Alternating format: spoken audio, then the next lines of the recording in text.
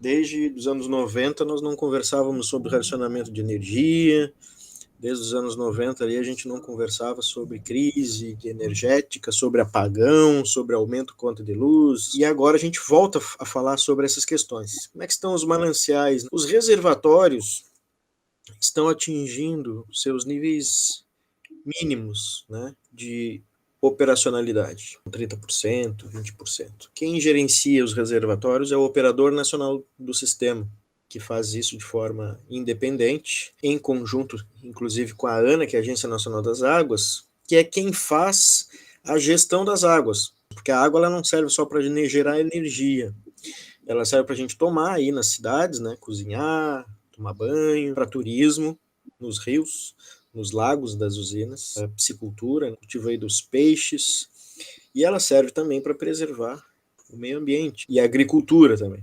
Os reservatórios eles são interligados eletricamente pelas linhas de transmissão. Então eu posso ter um reservatório mais baixo numa região, eu transfiro energia de uma região para outra e gasto água num outro lugar. Então eu posso preservar. Isso tudo está interligado no país e isso acontece através do gerenciamento aí da ONS. A ANA regula o uso múltiplo das águas, a ONS os reservatórios da Eletrobras. Choveu, só não choveu nos lugares onde tem os reservatórios, os maiores reservatórios, portanto, estão baixos. Portanto, não se trata de uma crise hídrica, trata-se de uma crise energética. O que é uma crise energética? E é importante a gente fazer essa diferenciação. Porque quando o governo fala em crise hídrica, ele está negando a ciência, ele está negando a possibilidade de nós fazermos gestão em cima da crise e colocando a responsabilidade para cima de um ente desconhecido, né? Ele diz que a culpa é de São Pedro. Nós estudamos, investigamos cientificamente para poder fazer gestão dessas coisas, para poder nos proteger enquanto seres humanos, proteger o meio ambiente desses fenômenos naturais. Dizer que a crise hídrica é culpa de São Pedro é subestimar toda uma inteligência nacional construída ao longo dos anos, de engenharia, de administração, de economia, e eximir-se da responsabilidade, porque a responsabilidade é do governo federal. Então, aí, desde o governo Temer, quando começa a mudar a política para uma política mercantil, começa a fazer um outro tipo de gestão, uma gestão favorecendo as empresas privadas, não a população em geral, não o uso múltiplo das águas, gerando essa crise energética. Tem estudos já levantados pelo MAB dizendo que é o seguinte, olha, choveu, o que foi gerado é menor do que a quantidade de chuva que teve, né, de água que passou lá pelas usinas. Portanto, foi desperdiçado água. O que poderia ter sido feito, por exemplo? Olha, vai chover pouco, vamos ter problema nos lagos. Então, entra com as térmicas mais cedo, para a gente não precisar chegar com 20%, 30% de nível dos reservatórios. Portanto, é algo que poderia ser resolvido com gestão e só não foi resolvido, aliás, a gestão Temer e a gestão Bolsonaro causaram essa crise porque eles tendem a favorecer o ente privado, que quer ganhar mais com as usinas privadas. Muito em breve nós teremos racionamento de energia elétrica no país por conta da crise energética. De fato, está faltando água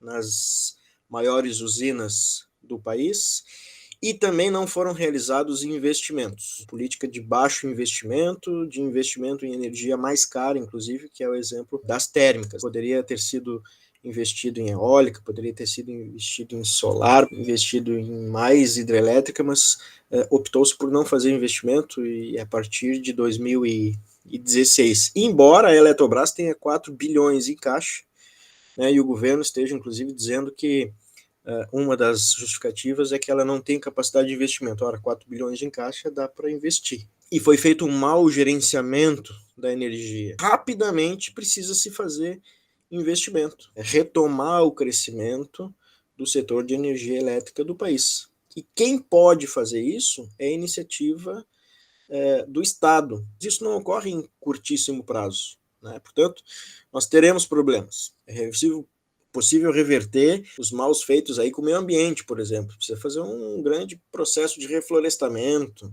mas não é a curtíssimo prazo. Portanto, nós prevemos que teremos problemas ainda esse ano, mais tardar início do ano que vem, e isso é culpa dos dois governos, que é o mesmo governo, na verdade. O governo Temer e o governo Bolsonaro é o mesmo governo no que diz respeito à economia. Ah, mas o governo Dilma? Não, o governo Dilma era um governo que fortalecia as estatais, fortalecia esse indutor do crescimento, que são as empresas estatais. O governo Bolsonaro e o governo Temer fazem o contrário. Eles enfraquecem as estatais, enfraquecem o poder do Estado, inclusive de fiscalização, né? E aí a gente tem mais queimadas, mais aumento de energia, mais crise. Congresso Nacional, Câmara de Deputados e Senado Federal aprovaram a privatização da Eletrobras, que é a empresa que teria a capacidade de, em curto, médio prazo, resolver o problema. Ora, o mercado financeiro não quer investir. O mercado financeiro quer tirar o lucro para distribuir para os seus acionistas. O interesse dele não é povo, não é resolver o problema da população, dos 210 milhões de habitantes. O problema dele é resolver como que ele vai ganhar mais em cima desse ativo que era do Estado, agora vai ser dele. E a hora que ele não der mais resultado, inclusive, ele vende para o próprio Estado. A exemplo da Light. A Light foi privatizada, estatizada várias vezes. Eles sucateiam as empresas na mão da iniciativa privada, sugam o que dá e depois vendem. A privatização da Eletrobras adia a solução da crise energética, porque o Estado não poderá ter mais uma ferramenta de indução do crescimento. E se tiver investimento, vai ser com custo maior. Nós esperamos impedir esse processo para que a gente não tenha mais escassez de energia elétrica, aumento de energia elétrica e a piora na qualidade do serviço de fornecimento de energia elétrica no país. Já passou na Câmara de Deputados e no Senado. Portanto, aquela pressão que a gente poderia fazer nos deputados e senadores, ela era mais importante fazer lá atrás. Hoje, por exemplo, está sendo votados os vetos da medida provisória. Está para ser privatizada entre janeiro e fevereiro. Então, o que nós podemos fazer é pedir que troque o governo, para que não dê tempo de privatizar a Eletrobras. Nós precisamos pressionar para que isso ocorra, para que pare com os processos de privatização, não só da Eletrobras, mas da Eletrobras, né, dos bancos, do Correio, com o fim do serviço público, que é quem serve a população.